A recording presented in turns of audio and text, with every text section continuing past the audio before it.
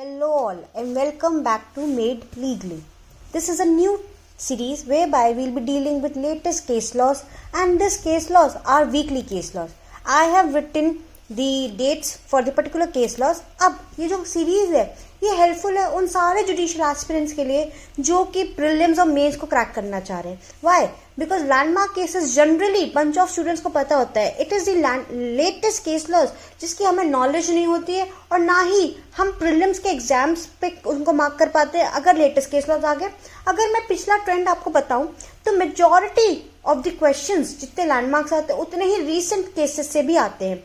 चाहे आप Delhi judicial services ले लीजिए, हिमाचल प्रदेश ले लीजिए, हरियाणा ले लीजिए या यूपी बिहार कोई सा भी ऐसा स्टेट ले लीजिए, वहां पर आपके लेटेस्ट केस लॉस पूछे जाते हैं. अब अगर मैं बात करूं तो एक पैटर्न होता है सेक्शन बेस्ड क्वेश्चंस का और एक पैटर्न होता है आपका थ्योरेटिकली, मतलब न्यू इंटरप्रिटेशन बेस्ड, जहां पर दिल्ली और हरियाणा कुछ ऐसे स्टेट्स हैं, एचपी ऐसा स्टेट है जो कि फोकस करता है डिफरेंट इंटरप्रिटेशन के ऊपर. तो आपका ये सीरीज है ये दो तरीके से हेल्प करेगा. एक कि भाई आपके अगर क्वेश्चंस आगे प्रीलिम के तो आप मार्क कर पाएंगे करेक्ट आंसर. सेकेंडली, अगर केस नेम पूछा गया तो you will be able to identify, क्योंकि ये केसेस थोड़े से अलग होंगे और लैंडमार्क केसेस आपको याद रहेंगे. थर्डली, जब मेंस का कोई क्वेश्चंस पूछे जा रहे हैं तो अगर आप ये लेटेस्ट केस लॉस की एक एक दो लाइनें लिख के आ जाएं तो दैट इज इम्पैक्टफुल. आप ब्राउनी पॉइंट्स कमा सकते हैं उस चीज को लेके. तो I hope this series will be helpful for you. So make sure आप एंड तक ये सेशंस देखें. हर संडे 5 बजे ये सीरीज आपके लिए अपलोड होगी, having and considering all the important and latest case laws जो कि supreme court and high court के होंगे within that particular week. अब आपसे एक रिक्वेस्ट है कि अब आप एक डायरी मेंटेन करिए जहां पर आप ये केस लॉज को लिखते जाएं. I will be explaining you the facts as well. इन सीरीज में मैंने फैक्ट्स मेंशन नहीं किए इन दीज पीपीटीज. यहाँ पर मेनली आपको जो मिलेगा वो मिलेगा रेशनल. जो रैशनल है एक सुप्रीम कोर्ट के हाई कोर्ट का जो सभी हमको मुझे सीख लगा मैंने इधर लिख दिया है फॉर द बेटर अंडरस्टैंडिंग. हम बहुत समरी वे में इन केसेस को समझने वाले हैं. इन डेप्थ यहाँ पर बातें नहीं होंगी क्योंकि हमारा मोटो ये है कि we need to know some few recent legal updates through case interpretations. Fine. So let's just start the series now.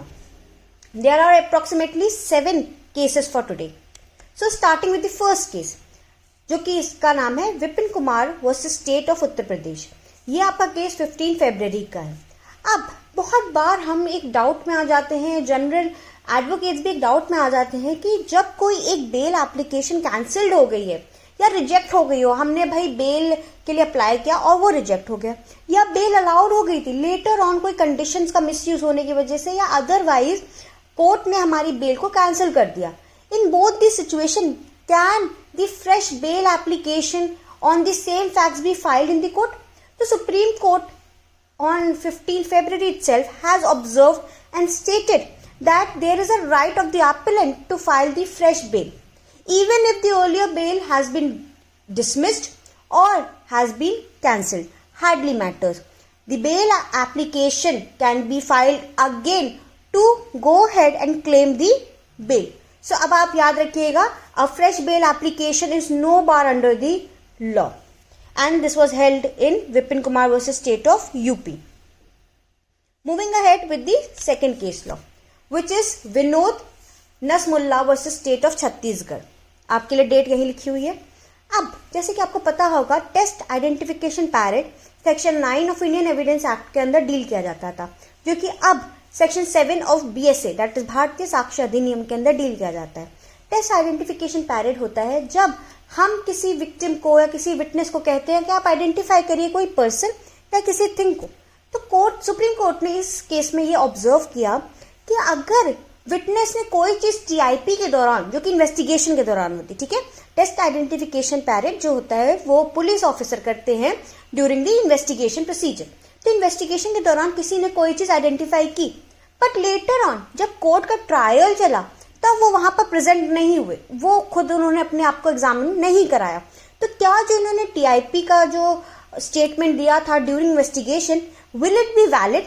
तो सुप्रीम कोर्ट ने इस केस में ये ऑब्जर्व किया कि नहीं भाई, अगर कोई पर्सन, कोई विटनेस TIP देने के बाद कोर्ट की ट्रायल प्रोसीडिंग्स में अपने आप को क्रॉस एग्जामिन नहीं कराता है और नहीं बताता है चीजें कि किस सर्कमस्टांसेस में किस चीज के अंदर उसने वो चीज आइडेंटिफाई की, तो उसका जो प्रायर स्टेटमेंट है under TIP report will be cancelled. अब जो ये टीआईपी रिपोर्ट है या तो ये कॉन्ट्रडिक्ट कर सकता है किसी आगे आने वाले स्टेटमेंट्स को या तो किसी को कोरोबरेट कर सकता है, but because he was not examine during the trial तो उनका वो statement prior statement is useless. अब ये चीज क्यों कही गई, what is the reason behind it? Reason simple है, देयर आर चांसेस, हो सकता है जब पर्सन को आइडेंटिफाई या थिंग को आइडेंटिफाई कराया गया तो हो सकता है उस वक्त उस एविडेंस में टैंपरिंग की गई हो सकता है उनसे जोर जबरदस्ती कराई गई हो या उनको पहले से ही वो इंसान या वो थिंग पहले से दिखा दी गई होगा और उन बेसिस में उन्होंने वो चीज आइडेंटिफाई की। अब यही चीज अगर क्रॉस एग्जामिन ट्रायल में नहीं हुई तो हम सच्चाई का पता नहीं लगा पाएंगे कि वेदर उन्होंने वो खुद से किया है या टैंपर्ड करके या किसी और के थ्रू उन्होंने वो चीज आइडेंटिफाई की थी। तो this is a very important case law for you.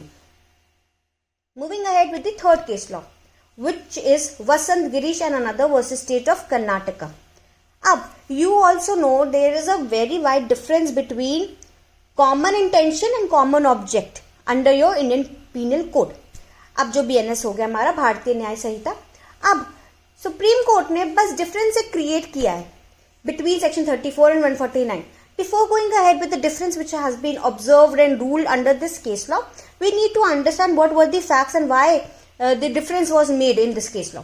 तो the facts are like this. यहाँ पर था कि केस फाइल हुआ था against the mother in law and husband, जिन्होंने ये एक्यूज करा गया था कि इन दोनों ने जो डॉटर इन लॉ है, जो वाइफ है, उनके ऊपर जलाया है, मतलब उनके ऊपर केरोसिन फेंक के उसको जलाया है। तो इस सिचुएशन में फैक्ट्स जब आगे बढ़े, सर्कमस्टांसेस देखे के, तो यहाँ पर देखा गया कि जो मदर इन लॉ थी उन्होंने तो एक्चुअली ये एक्ट किया था, कमीशन ऑफ फायर का एक्ट किया था, but on the other hand husband दो प्रेजेंट एट दैट सिनेरियो जहां पर ये आग लग रही थी वहां पर वो प्रेजेंट थे, but he did not took any action for the same, he did not help the mother in law in doing the same, rather on the other hand he tried, जब एक बार वो आग लग गई थी उन वाइफ के ऊपर उनकी, उन्होंने कोशिश की वो पानी का बकेट लाके उनके ऊपर पानी डाले, rather than helping the mother in law. तो हाँ, उस सिचुएशन में, उस सर्कमस्टांस में, उस सिनेरियो में ही वॉज ओवर देयर, उन्होंने वो चीज होते हुए देखी थी, बट क्या क्वेश्चन था, क्या he is the accused over here, can he be made convicted for the same? तो हाई कोर्ट ने इस केस में उनको कन्विक्ट किया था। लेटर ऑन सुप्रीम कोर्ट ने रूल्ड किया कि सेक्शन 34 जो कि कॉमन इंटेंशन की बात करता है, now under 3 subsection 5 of BNS, उसमें active participation is required, overt act होना ही चाहिए, मियर इंटेंशन से कुछ काम नहीं चलेगा, ठीक है। वेयर एज 149 कहता है, जहां पर हम अनलॉफुल असेंबली की बात करते, कॉमन ऑब्जेक्ट की बात करते, जो कि अब सेक्शन 190 ऑफ बीएनएस हो गया, वहां पर अगर आप मियरली आप प्रेजेंट हैं इन दी आर्मी, अगर आप अनलॉफुल असेंबली के अंदर आप सिर्फ मियरली प्रेजेंट हैं, you are not doing any overt act, you are not participating in any of the acts, still you will be made liable for the offense which has been committed thereby. तो यहाँ पर mere आपकी intention हो ना हो hardly matters, but on the other hand section 34 कहता है कि ओवर्ट एक्ट होना जरूरी है। जैसे कि अब मैंने आपको फैक्ट बताया, हस्बैंड ने कोई एक्ट नहीं किया जलाने का, रादर उसने रोकने की कोशिश की, पानी डाल के आग को बुझाने की कोशिश की, तो यहाँ पर सुप्रीम कोर्ट ने उनको बरी कर दिया, उनको कन्विक्शन से एक्विटल दे दिया, because he was not involved in committing the offense. On the other hand, mother-in-law was made liable for the same.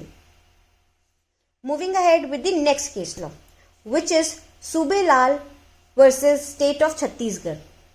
अब इस केस में हुआ, आपको पता है there is some normal bails and the other type of bail is default bail. एक anticipatory bail भी होती है, एक होती है default bail. डिफॉल्ट बेल तब होता है जब इन्वेस्टिगेशन कंप्लीट नहीं हो पाती है with in the time period, जो कि 60 डेज या 90 डेज हो सकता है, जो कि section 437 subsection 6 of CrPC deal करता है, एंड नाउ बीएनएसएस के अंदर 480 सबसेक्शन 6 डील करता है। अब जैसे डिफॉल्ट बिल का अगर आपको सिनेरियो पता है, तो कोर्ट ने इस सिचुएशन में, इस केस में ये हेल्ड किया क्या कोर्ट्स को ना एक लिबरल अप्रोच लेनी चाहिए towards granting of default bail. क्यों? क्योंकि default bail becomes the right of the accused itself. जिसके अगेंस्ट इन्वेस्टिगेशन चल रही है और चार्जशीट अगर फाइल नहीं हो पाई विद इन द 60 और 90 डेज जो भी डेज स्पेसिफाइड है, तो default bail becomes the right. अगर पर ये डिफॉल्ट बेल खुद से खुद नहीं मिलेगी, the accused has to approach the court for the same, he has to apply to claim the default bail. अगर वो क्लेम नहीं करते हैं prior to that 60 days complete हो गए, डिफॉल्ट बेल का ड्यूरेशन स्टार्ट हो गया, पर आपके अक्यूज ने इन कुछ समय के अंदर डिफॉल्ट बेल अप्लाई नहीं की, prior to that police officer ने चार्जशीट फाइल कर दी आफ्टर 60 डेज, तो क्वेश्चन उठता है कि भाई डिफॉल्ट बेल का तो राइट था, पर ये डिफॉल्ट बेल का जो राइट है वो क्या ये खत्म हो जाएगा because he has not filed for the same? तो ये क्वेश्चन आपको भी फाइन करके लाना है। अब आपके ऊपर ये ओपन एंडेड क्वेश्चन है कि अगर डिफॉल्ट बेल अगर चार्जशीट 60 डेज के अंदर फाइल नहीं हुई और उसके बाद application for default bail accused ने नहीं फाइल की, prior to that police officer ने चार्जशीट फाइल कर दी, तो क्या डिफॉल्ट बेल का राइट खत्म हो जाता है, इंडिफिजिबल हो जाता है, या still the right accrues? Fine. अब मैं इसमें बता देती हूँ, सुप्रीम कोर्ट ने कहा कि जब भी कोई डिफॉल्ट बेल दे रहा हो या डिफॉल्ट बेल की एप्लीकेशन आए तो लिबरल अप्रोच लेनी है, स्ट्रिक्ट अप्रोच नहीं लेनी है, लिबरल अप्रोच ही लेनी है, because that becomes the ultimate right of the accused to apply for the same and get the bail, even in the cases of murder. Bail non bailable offence के में भी default bail is an option. Understood? तो situation में court ने, जो second point आप देख सकते हैं, courts can deny the bail on the following grounds, दो देर आर फ्यू ग्राउंड्स जो कि इसके अंदर आइडेंटिफाई किए गए, जिसमें कहा गया कि बिल्कुल court can deny the bail on these 4 particular grounds. This is not exhaustive grounds but inclusive as well. तो पहला क्या है? If trial can not be concluded within the specified time due to fault of accused, अगर trial जो complete नहीं हो पाया उसमें किसका फॉल्ट था? खुद अक्यूज का फॉल्ट था तब, या फिर ये चांसेस हैं कि जो एविडेंसेस हैं वो टैम्पर्ड हो सकते हैं, या तो अगर बेल दी गई तो ये एब्सकॉन्ड हो जाएगा, तो abscondence can be the another ground, and the last ground being that जो अक्यूज थे he was not in the custody for the whole period, अगर कस्टडी में ही नहीं थे तो बेल कैसी? करेक्ट, बेल तो तब दी जाती है ना जब आप कस्टडी में होते हो। तो these are the 4 grounds which were held, which was stated in this particular case. Moving ahead with the next case law, whereby Supreme Court has reiterated that the dowry demand is not a prerequisite to constitute the offence of cruelty under section 498A of IPC, which is now 85 of BNS. अब जैसे आपको पता ही होगा 498A जो कि अब 85 हो गया है, वो क्रूएल्टी की बात करता है। This was recently added itself. तो जो क्रूएल्टी की, रिसेंटली नहीं, काफी समय पहले ऐड हुआ था, आई एम सो सॉरी। तो क्रूएल्टी की जो बात की है वहां पर 2 टाइप्स ऑफ क्रूएल्टी की बात की है, एक मेंटल फिजिकल क्रूएल्टी और एक डाउरी डेड के थ्रू क्रूएल्टी, हरासमेंट के थ्रू। तो दैट इज डिफरेंट। यहां पर क्या हुआ था, मैं थोड़ा आपको फैक्ट बता देती हूँ। The case was filed for against the husband and the relatives of the husband regarding the harassment to the wife। तो यहाँ पर ये लोग क्या करते थे, बहुत ज्यादा मारपीट करते थे वाइफ के साथ अगेंस्ट, तो वाइफ ने केस फाइल किया। Now the husband takes the defence कि आप ये जो केस है क्रूएल्टी का, इसको डिसमिस कर दीजिए ऑन द बेसिस कि यहाँ पर डाउरी डिमांड रिलेटेड कोई भी क्रूएल्टी हुई नहीं। सो कोर्ट ने, सुप्रीम कोर्ट ने इसी केस में रीइटरेट किया, दो ये जो सेम चीज है ये ऑलरेडी 2009 में सुप्रीम कोर्ट ने हेल्ड कर चुके हैं।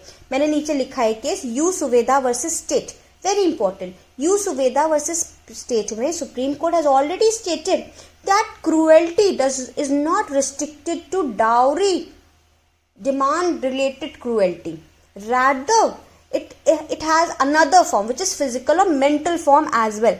तो हाँ बिल्कुल फिजिकली और मेंटली प्लस डाउरी डिमांड भी हो सकता है, को एग्जिस्ट कर सकते हैं, बट अलग अलग भी एग्जिस्ट करेंगे। अगर सिर्फ म्यूरली बार बार हम बोले जा रहे हैं कि डाउरी डाउरी डाउरी, तो ये भी क्रूएल्टी है, ठीक है।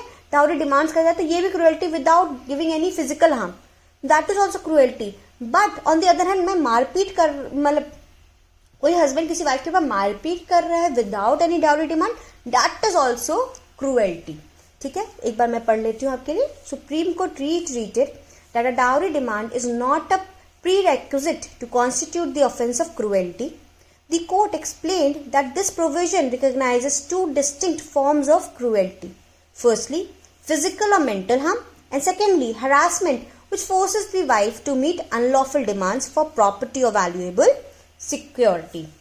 Lastly, the court observed that though these two forms of cruelty can coexist, the absence of dowry demand does not exclude the application of this section in cases of mental or physical harassment. So I hope this case is clear to you. Now moving ahead with the next case law, which is the Cosmos Cooperative Bank Limited versus Central Bank of India and others. So यहाँ पर Supreme Court has differentiated between two kinds of mortgages. It held that a mortgage created by the deposit of an unregistered agreement to sell will be subservient to a mortgage by deposit of title deeds. अब इसमें एक चीज कही गई है कि equitable mortgage is different thing and legal mortgage is different thing. यहाँ पर अगर आप कोई मॉर्टगेज क्रिएट कर रहे हो और उस मॉर्टगेज को क्रिएशन करने में आप कोई अनरजिस्टर्ड अग्रीमेंट के अंदर वो डिपॉजिट कर रहे हैं किसी अदर पार्टी को और मॉर्टगेज क्रिएट हो रहा है, और एक मॉर्टगेज आपको पता ही है mortgage bye deposit of title deeds, equitable mortgage जिसको कहते हैं. तो ये जो इक्विटेबल मॉर्टगेज है दैट इज डिफरेंट. ठीक है, दैट इज डिफरेंट. लीगल, ये एक लीगल फॉर्म ऑफ मॉर्टगेज है. वैलिडिटी अगर हम माने किसकी होनी चाहिए, कोई अपनी टाइटल डीड डिपॉजिट कर रहा है उसकी वैलिडिटी ज्यादा होगी, रादर कोई एक अनरजिस्टर्ड अग्रीमेंट डिपॉजिट कर रहा होगा उसकी हमेशा ही वैलिडिटी कम होगी. तो इसीलिए the Supreme Court agreed that deposit of an incomplete title deed can create a mortgage. वो डाउट नहीं कि मॉर्टगेज क्रिएट नहीं होगा, क्रिएट होगा, which is equitable in nature. However such an equitable mortgage will be inferior to legal mortgage. कल को pre में भी क्वेश्चन आ सकता है और रादर कभी कल मेंस में क्वेश्चन आता है डिफरेंट टाइप्स ऑफ मॉर्टगेज में. आप सिर्फ ये केस लॉ लेके आ जाएंगे ना, या बहुत बार आप देखेंगे question what is the meaning of equitable mortgage and legal mortgages, ऐसे करके क्वेश्चन आते हैं. तो अगर आप ये केस लॉ लेके आएंगे you will get brownie points on it. Understood? Now moving ahead, State of Rajasthan versus Surendra Singh Rathore. This is very important case law. इसमें कहा गया है, सुप्रीम कोर्ट ने सिंपली एक हेल्ड की एक चीज कि second FIR on the same matter on the same facts can not be made. ठीक है, the second FIR for the same offence is इम्परमिसिबल.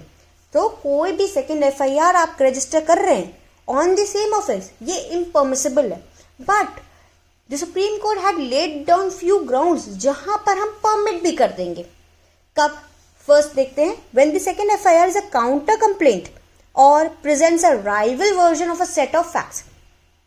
अगर कोई FIR on the same offence ही है बट काउंटर कंप्लेंट है, कि अगर कोई एक थेफ्ट का कंप्लेंट लगा रहा है तो दूसरा किडनैपिंग का कंप्लेंट लगा रहा है on the same facts but different offences हैं, या फिर कोई rival version of the facts है, कोई कह रहा है मेरे साथ थेफ्ट हुआ मेरे घर में आके, दूसरा कह रहा है कि मेरे शॉप में आके थेफ्ट हुआ, तो दोनों एक दूसरे के ऊपर rival version of set of facts पे कंप्लेंट कर रहे हैं, तो ये रजिस्टर हो सकती है.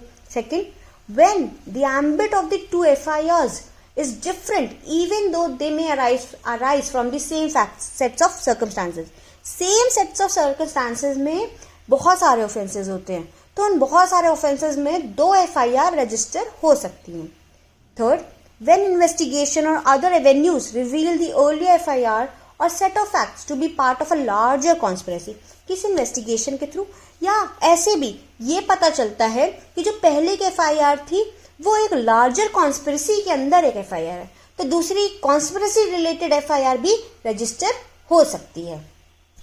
Fourth, when investigation and or persons related to the incident brings to the light hitherto unknown facts or circumstances. जब इन्वेस्टिगेशन के थ्रू या कोई और पर्सन जो कि विटनेसेस हैं विद इन दैट इन्वेस्टिगेशन, वो लोग बहुत सारे अननोन फैक्ट्स को भी लाते हैं, तो अननोन फैक्ट्स रिलेटेड भी FIR सेकंड रजिस्टर हो सकती है, क्योंकि ऑलरेडी एक रजिस्टर्ड है, ऑल्टरेशन तो होता नहीं ना FIR में, तो दूसरी FIR on those unknown facts and circumstances भी रजिस्टर हो सकती है. And lastly, where the incident is separate, offences are similar और डिफरेंट. जब इंसिडेंट ही बिल्कुल सेपरेट है तो ऑब्वियसली तो बहुत लॉजिकल है, जब इंसिडेंट सेपरेट है, ऑफेंसेस सेपरेट है या सिमिलर है, उससे हार्डली मैटर्स, तब आपकी FIR रजिस्टर हो सकती है. तो एक person n number of FIR register कर सकता है, I can register n number of FIR, but different offences के लिए, डिफरेंट सेट ऑफ सर्कमस्टांसेस के लिए, एक ही सेट ऑफ सर्कमस्टांसेस के लिए, एक ही ऑफेंस के लिए मैं नहीं कर सकती. That is impermissible. अंडरस्टूड. तो जनरल रूल क्या है? Second FIR on the same offence is impermissible. Very important for you. And with this we end today class. मैंने बहुत ही important parts of the cases आपके लिए प्रेजेंट किया है, so that it helps you in understanding the legal interpretation, the change in legal interpretation, as well as आपको ये case laws हमेशा याद रखने हैं और याद रहेंगे भी. क्यों? कि ये बहुत डिफरेंट सेट ऑफ सर्कमस्टांसेस की बात कर रहे हैं. सो आई होप ये क्लास आपके लिए इंटरेस्टिंग रही हो. Let's just meet in the coming days. मतलब हमारा जो मेड लीगली है, इस प्लेटफॉर्म का, इस चैनल का एक ही वर्क है कि डेली कुछ ना कुछ वीडियोस आपके लिए अपलोड करना. We are going ahead with our Chhattisgarh crash course, free of cost for all our subscribers और ऑल द यूट्यूब वॉचर्स. तो वो आपके लिए फ्री है. सेकेंडली कुछ हम सारे के मेंस के आंसर राइटिंग की क्लासेस आपके लिए प्रेजेंट कर चुके हैं. अब हमने ये नई सीरीज लाई है जो कि मंडे टू संडे के जितने भी केसेस होंगे वो हम संडे के 5 बजे आपके लिए अपलोड करेंगे. So I hope this is interesting. Please do subscribe to this channel and press the bell icon so that you get the notification once the videos are uploaded. And I hope this class was interesting to you. Thank you so much.